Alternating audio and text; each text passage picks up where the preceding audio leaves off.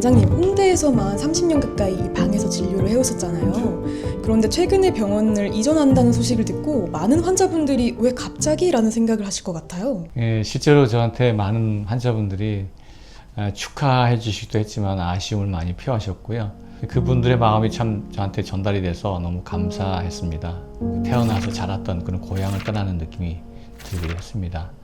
근데 사실 이전에 대한 고민은 오랫동안 해왔던 숙제였거든요. 그 30년 전 처음 이 진료실 문을 열었을 때와 지금이 어떤 것이 가장 달라졌나요? 당시 그 30대 그 펄펄했던 저는 의욕과 열정이 넘쳤고, 그래서 다양한 분야의 모든 그 수술을 다 하고 싶어서 늦게까지 수술하고 또 공부하고 그러면서 환자들에게 최선의 결과를 드리기 위해서 열심히 달려왔었던 시기입니다. 그때는 지금과 비교하면 매우 수술이나 이런 것들이 단순했습니다. 그래서 수술할 때도 그 결과나 기대치가 어느 정도 예상이 가능했죠. 최근에는 이제 성형의 분야가 더 세분화되고 수술 기법이나 방법이 굉장히 복잡해졌고, 그에 따라서 다양한 진단 방법도 필요하고 접근 방법이 또 필요합니다. 그래서 환자들의 그 기대치도 굉장히 많이 높아졌죠.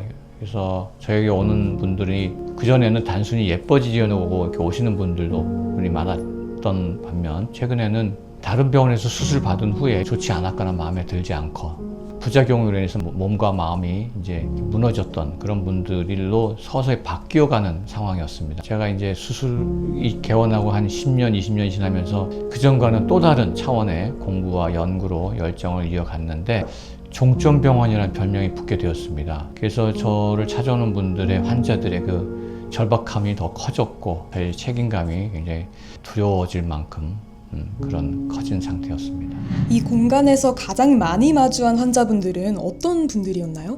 금방 말씀드린 것처럼 그전에는 눈, 코, 가슴 성형 첫 번째 수술을 받고 예뻐지기 위해서 오시는 분들이 있었지만 세월이 가면서 제게는 점점 재수술 환자 비율이 늘어갔습니다. 아무래도 저한테 수술 받았던 분들이 많아지고 또 학회에서 제가 연구 발표와 학술지의 논문들이 게재되면서 입소문에 의해서 더 복잡하고 난이도 높은 환자들 점점 늘어나게 되었죠. 그래서 이전에 수술 실패로 인해서 상처를 받았기 때문에 얼굴의 문제만이 아니라 마음의 불신과 두려움으로 인해서 상담과 수술이 시간이 많이 걸리는 분들이죠.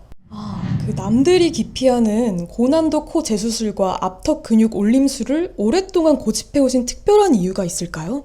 특별한 이유는 없습니다. 그냥 그런 분들이 저한테 찾아왔고 이제 찾아오신 분들이 이렇게 많이 늘어나게 되면서 저는 그 분야에 대해서 좀 더 연구하게 되고 또 그런 도전이 저로서는 상당히 그 열정을 다시 일깨우는 그런 계기가 되었다고 볼 수도 있겠죠. 의사로서는 도전이고 스트레스이긴 하지만 남들이 어렵다고 포기한 얼굴을 수술로 이렇게 바로 잡았을 때 환자가 이제 제 앞에서 이렇게 거울을 같이 보면서 저 이제 보통 사람처럼 살 수 있어요 라고 기뻐하실 때 저는 그것보다 더 큰 보람은 없었습니다. 누군가의 인생에 큰 도움이 된다면 이건 정말 아무나 할 수 있는 일이 아니잖아요.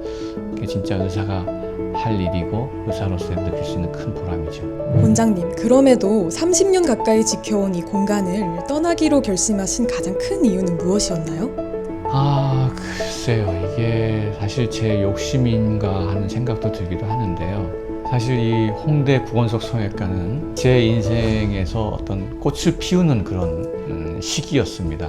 그래서 다시 이렇게 새로운 변화를 갖기로 결심하는 과정이 쉽지 않았습니다. 근데 저라는 사람은 참 그런 것 같아요. 새로운 도전, 또 새로운 어떤 문제에 부딪혔을 때 이것을 뭔가 풀어나가려고 이렇게 발버둥치고 거기에 대해서 뭔가 이렇게 도전을 하고 하는 것들이 저에게는 어떤 피할 수 없는 그런 문제라고 저한테 다가오는 것 같습니다. 그래서 성형이라는 그런 분야가 최근에는 굉장히 빨리 변하고 있습니다. 지금은 비수술적인 그런 치료들이 굉장히 많이 늘어나고 있고 그로 인한 그런 결과들이 굉장히 좋아지고 있고 저 혼자 이제 그 재수술 환자를 감당하다 보니까 이런 비수술적인 그런 분야를 하기에 참 몸이 두 개가 아니니까 이게 하기 어려웠었습니다. 그래서 그 분야에 굉장히 경험이 많고 실력 있는 선생님을 만나게 돼서 우리 둘이 같이 한번 가장 안전하고도 편안하면서 질 높은 진료를 한번 해보자 하는 그런 의견 투합이 돼서 같이 병원을 열기로 했습니다. 그래서 이번에 이전하는 것은 단순히 그냥 공간을 넓히고 환자를 더 많이 보겠다는 그런 개념이 아니고 가장 이상적인 진료 환경과 그 의료진의 그 포메이션을 완성하려는 그런 과정이라고 볼 수 있습니다.